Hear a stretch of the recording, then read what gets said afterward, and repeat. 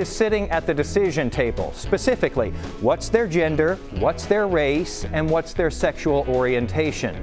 I'm asking because NASDAQ wants to know. This month, it asked the government for permission to require companies listed on that stock exchange to publicly disclose diversity statistics for their boards of directors. And NASDAQ wants to require those publicly traded businesses to have at least 2 diverse board members.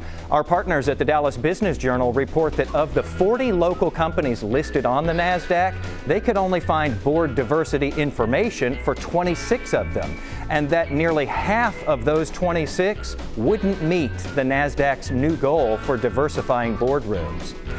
Those who are making the corporate decisions need to think about this too.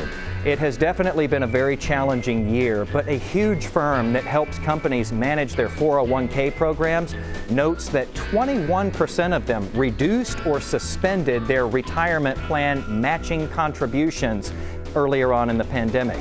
Now, 2/3 of those have since resumed their matches, but that means quite a few employers still aren't making those matches. Meantime, a pandemic survey finds 63% of employees say that their retirement plans are more important than ever, and a majority of workers say that saving for retirement is the most important help that their employers provide. Here's hoping that 2021 will be better for companies and their workers. And in the new year, we're going to find some new ways to be right on the money. Happy 2021. See you again next week.